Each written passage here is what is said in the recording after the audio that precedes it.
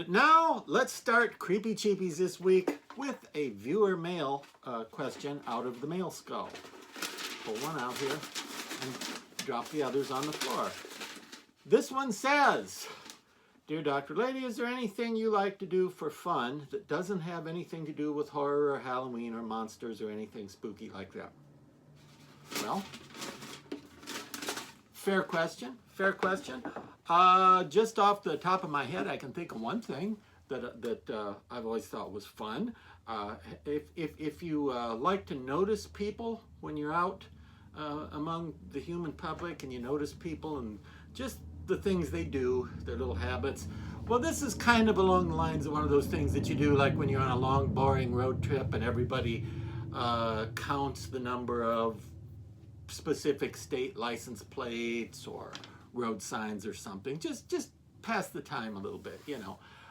Nothing deep and profound, but if you're out in among people, this is something you can do, but you have to be standing in line, okay?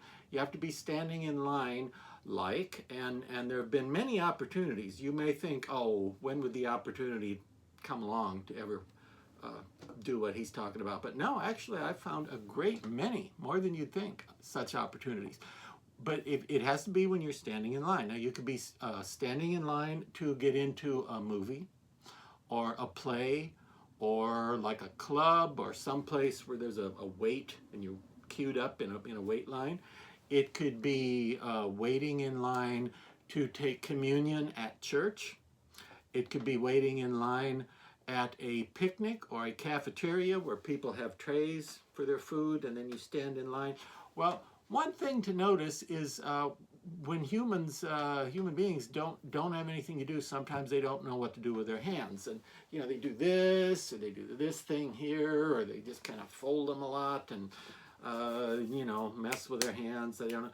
One thing that I think people do more than you'd think is reach back and scratch their backs.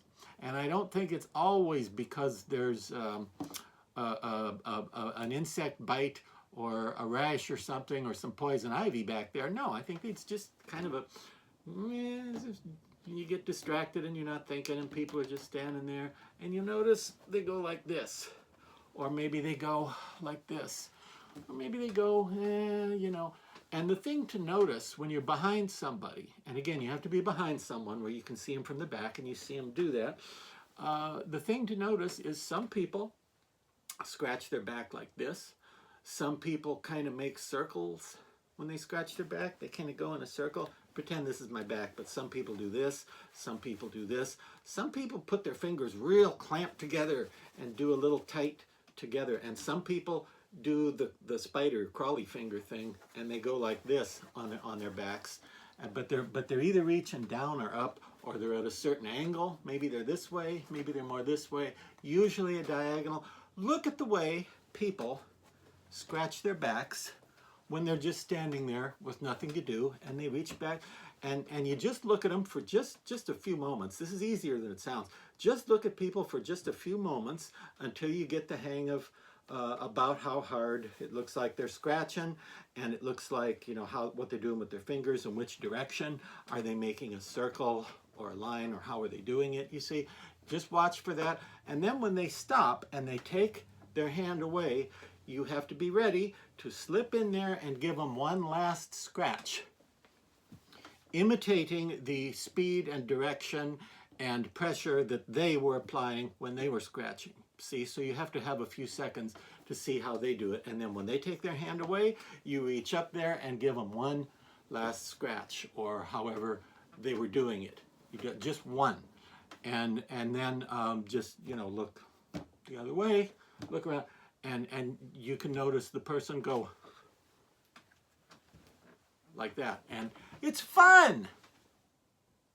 Anyway, today's mask happens to be another reproduction or reissue or re-release of a great Topstone mask, designed originally by a fantastic artist named Keith Ward. And this mask was around, I believe, even maybe as far back as the 50s, but it was definitely around pretty prevalent in the 60s and 70s. You could order it out of the back of all the old monster magazines. It was a Topstone skull.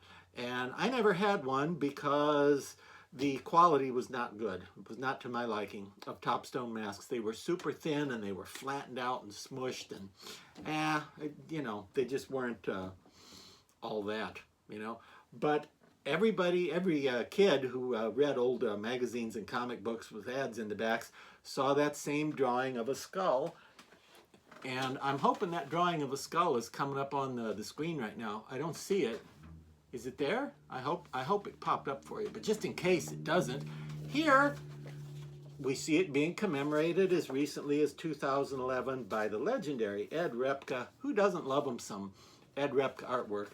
As you can see, this is his collection of Topstone Halloween commemorative drawings, and there is the famous Topstone skull, but we'll show you the bigger version too. All Ed Repka has done is redraw it in his own marvelous style, but this is the Ed Repka equivalent of the skull drawing that we saw years and years and years and years, the same skull drawing in all the old comic books and magazines, but in person it never looked that good because it was thin and floppy and wasn't given a very nice paint job. But in 2024/25, was supposed to be 24, but it didn't really appear until after Halloween of 24, so it's kind of unofficially a 25. But anyway, they call it the Chamber of Horrors skull because there are 6,248 masks already just called skull. You got to call it something. This is the Chamber of Horrors hooded skull. And as far as I know, as of this recording, they were not making a non-hooded version.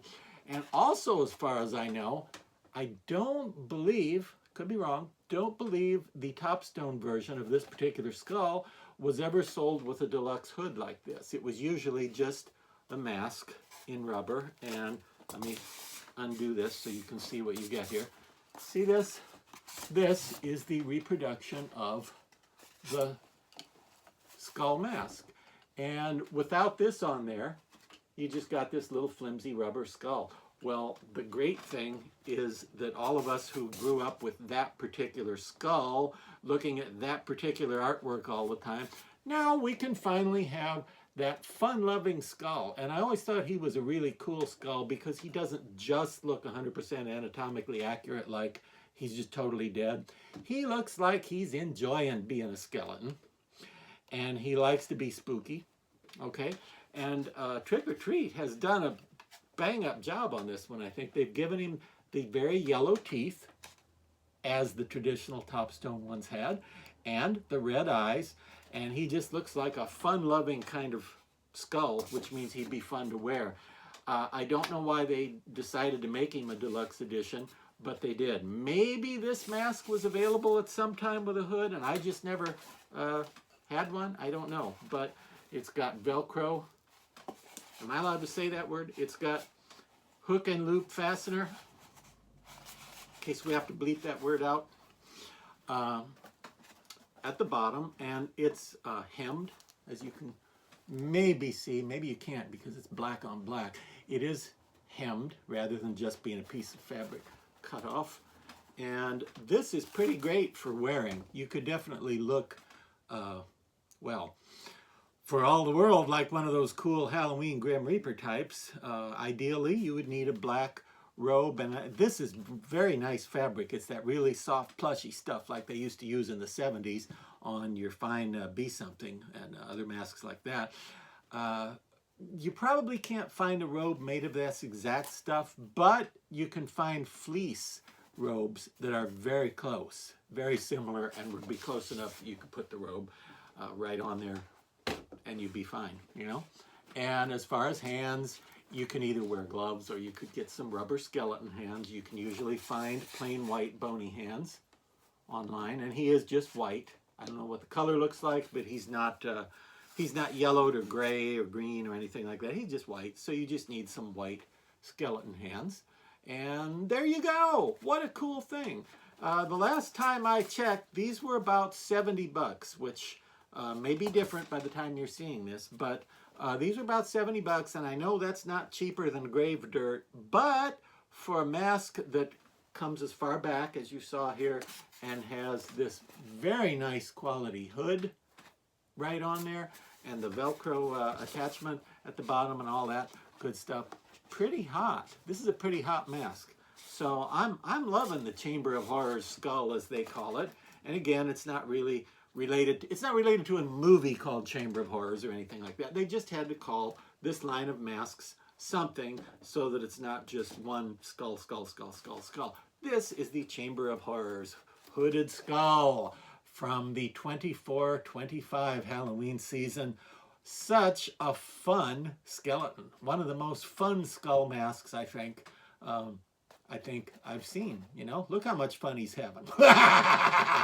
Yeah, and you could have fun scaring people at Halloween, whether you're going to the Halloween party or just sitting on the porch giving out candy or jumping out at people at the haunted trail or something. You can have fun with this guy.